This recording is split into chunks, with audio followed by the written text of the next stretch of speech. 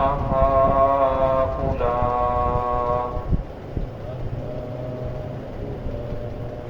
الذين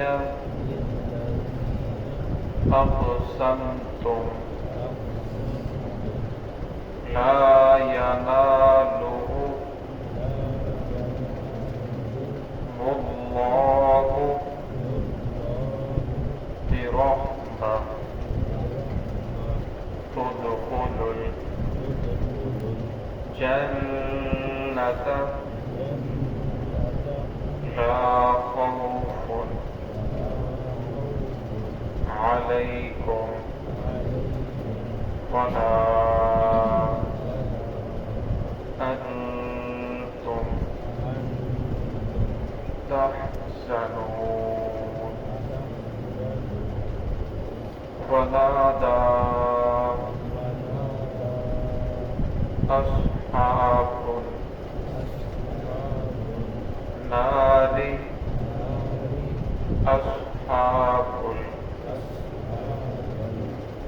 أصحاب الجنة أن أفيضوا علينا من الماء أو مما رزقكم الله قالوا إن الله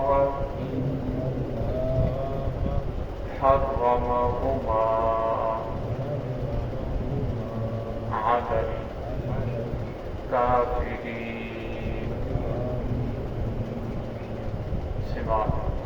بسم الله الرحمن الرحيم.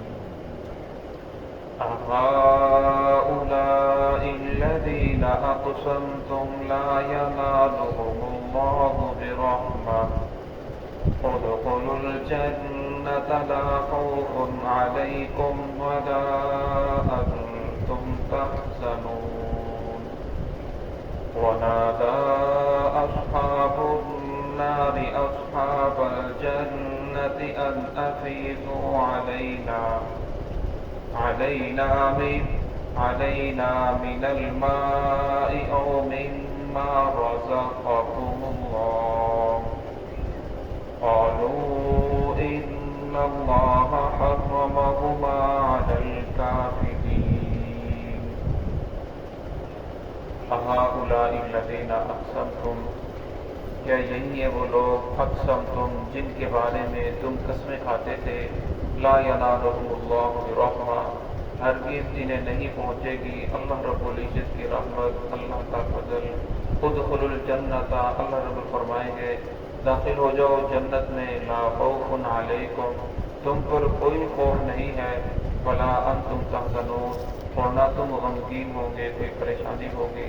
ونادى اصحاب النار اصحاب الجنہ، اور آگ والے پکاریں گے جنت والوں کو، ان افیضوا علینا، اور وہ کہیں گے ڈیل دو علینا ہم پر، من الماء کچھ پانی میں سے، او مما رزقکم اللہ، یا وہ جو اللہ رب العزت نے تمہیں رزق دیا ہے اس میں سے کچھ ہمیں بھی دو. قالوا، وہ آگے سے کہیں گے ان اللہ حرمہما، بے شک اللہ رب العزت نے یہ دونوں چیزیں تم پر حرام قرار دی ہیں، علی الکافرین، کافروں پر ان چیزوں کو حرام قرار دیا ہے. اس پہلی آیت کے اندر اللہ رب العزت نے ان لوگوں کا مقام اور مرتبہ بیان فرمایا. ورنہ دنیا کے اندر ایسے لوگ بھی ہیں جن کے بارے میں لوگ کہتے ہیں کہ اگر ان پر اللہ رب العزت راضی ہوتا تو دنیا میں انہیں مال و دولت دیتا. دنیا کے بعد ان کے پاس مال و دولت نہیں، اچھا کپڑا نہیں، اچھا مکان نہیں، کوئی اسمبلی میں انہیں بٹھانے کے لیے تیار نہیں، دنیا کے اندر کوئی انہیں پروٹوکول دینے کے لیے تیار نہیں، اور ان کے پاس مال و دولت بھی نہیں ہے، کوئی اچھا گھر بھی نہیں ہے. اگر اللہ کی ذات ان پر راضی ہوتی تو انہیں یہ دنیا کے اندر دیا جاتا. لہٰذا ہم نماز نہیں پڑھتے تو کیا ہوا، ہم روزے رکھتے تو کیا ہوا، ہم نے دین محمدی کو قبول نہیں کیا تو کیا ہوا، ہم پر تو اللہ کا فضل ہے، اتنی نعمتیں ہیں دنیا کے اندر، ہمارا اتنا پروٹوکول ہے،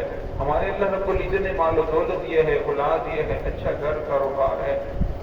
فرمایا اگر اللہ ان پر راضی ہوتا تو ان کو کچھ دیتا، لہذا اللہ کی ذات ہمارے اوپر راضی ہے، اور جب ہم دنیا سے جائیں گے آخرت میں بھی یہ ساری چیزیں ہمیں حاصل ہوں گی، ان لوگوں کو آخرت میں کچھ نہیں ملے گا۔ اکثر تو پھر وہ لوگ قسمیں کھاتے، اپنے بات کو پکا کرنے کے لیے قسمیں اٹھاتے، یہ دنیا کے اندر بھی ایسے ہی کر کے کھا رہے ہیں، آخرت کے اندر بھی انہیں کچھ نہیں ملے گا۔ تو اللہ رب العزت نے ارشاد فرمایا کہ جو لوگ اعراف والے ہوں گے، جنت اور جہنم کے درمیان میں جو اعراف ایک مقام ہے، ایک جگہ ہے، تو اعراف والے سوال کریں گے جہنمیوں سے کہ تم کہ یہی لوگ ہیں جن کے بارے میں تم کہتے تھے کہ یہ اللہ رب العزت کی رحمت سے محروم ہے، ہرگز اللہ رب العزت ان پر رحمت نہیں کرے گا۔ ورنہ اللہ رب العزت ان کے بارے میں فرما رہا ہے ادخلوا الجنہ، داخل ہو جاؤ جنت میں، لا خوف علیکم، تم پر کوئی خوف نہیں ہے۔ خوف سے مراد یہ ہے کہ انسان کو اگر اللہ رب العزت کو نعمت دے دے تو انسان کو خوف ہوتا ہے کہ کہیں یہ نعمت چھین نہ جائے، میں صحت مند ہوں کہیں میں بیمار نہ ہو جاؤں،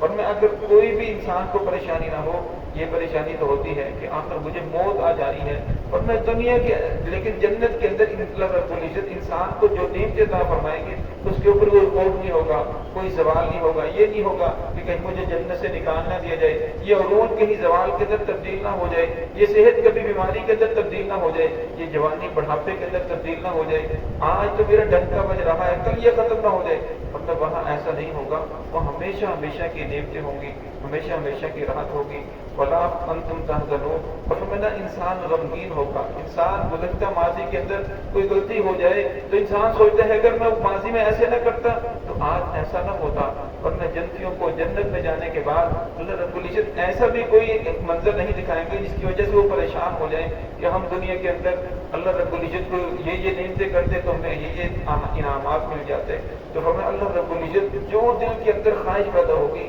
ان کی فوراً وہ خواہش کو پورا فرمائیں گے۔ وَنَادَى أَصْحَابُ النَّارِ أَصْحَابَ الْجَنَّةِ، فرمایا اب یہ لوگ جو دنیا کے اندر تو دینداروں کو، نمازیوں کو، اللہ کرنے والوں کو حقارت کی نظر سے دیکھتے تھے، فرمایا اب یہ اعراف والوں کے جو مقام اعراف میں لوگ ہوں گے ان کی طرف توجہ نہیں دیں گے، ان کی طرف ان کی بات کی طرف دھیان نہیں کریں گے، بلکہ یہ جنتیوں کو پکاریں گے۔ وَنَادَى أَصْحَابُ الْجَنَّةِ، اور جنت والوں کہیں گے أَنْ أَفِيضُوا عَلَيْنَا، کہ اللہ رب العزت نے تمہیں نعمتیں دی ہیں، پانی دیا ہے، رزق دیا ہے، أَنْ أَفِيضُوا عَلَيْنَا مِنَ الْمَاءِ، اس پانی میں سے کچھ پانی ہمارے اوپر پھر ڈیل دو، ہمارے اوپر بھی کچھ پانی ڈال دو، ہمیں بھی کچھ راحت حاصل ہو جائے۔ فرمایا جو جہنم کا پانی ہے یہ تو ابلتا ہوا کھولتا ہوا پانی ہے، یہ تو ہم پی نہیں سکتے، زیادہ پانی میں سے کچھ ہمیں بھی دو۔ فرمایا جو اللہ رب العزت تمہیں رزق دیا ہے اس رزق میں سے ہمیں بھی کچھ دو۔ اب فرمایا آگے سے وہ جنتی کہیں گے قالوا ان اللہ حرمهما علی الکافرین، بے شک یہ چیزیں اللہ رب العزت نے کافروں پر حرام قرار دی۔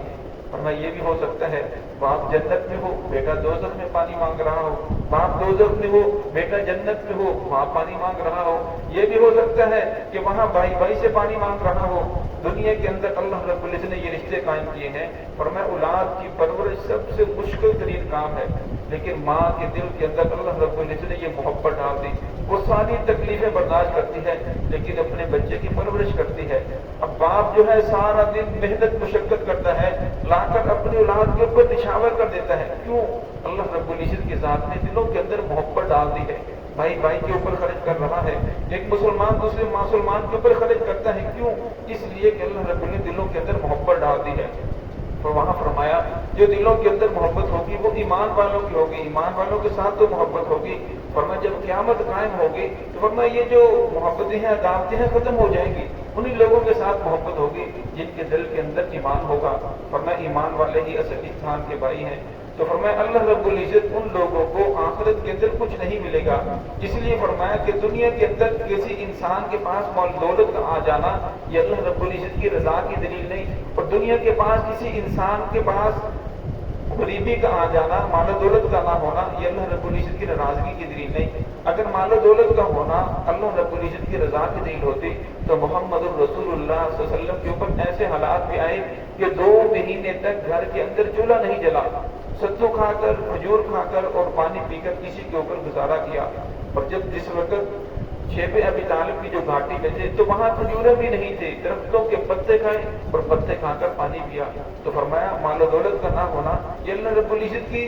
ناراضگی کی دلیل نہیں ہے، فرمایا اور مال و دولت کا ہو جانا یہ اللہ رب العزت کی رضا کے لیے نہیں، اصل کے اندر دیکھا جائے گا کہ محمد رسول اللہ صلی اللہ علیہ وسلم کے دامن کو کسی نے تھاما ہے، محمد رسول اللہ صلی اللہ علیہ وسلم کی غلامی کو کسی نے قبول کیا ہے، آپ صلی اللہ علیہ وسلم کی سنتوں کے مطابق جن کی کون گزار رہا ہے، آپ صلی اللہ علیہ وسلم جو دین لے کر آئے اس کے مطابق چلنے کی کون کوشش کر رہا ہے؟ فرمایا جو اس کے مطابق کوشش کرے گا اللہ رب العزت نے مال و دولت بھی دیا ہے تو فرمایا پھر تو نور نالا نور ہے، اگر مال و دولت نہیں بھی دیا تو پھر بھی اللہ رب العزت کا فضل ہے کہ اس مالک نے کلمہ پڑھنے کی توفیق عطا فرمائی۔ ایمان سے بڑی دولت دنیا اور آخرت میں کوئی نہیں ہے، تو ہے کہ اللہ رب العزت ہم سب کو صراط مستقیم پہ چلنے کی توفیق عطا فرمائے۔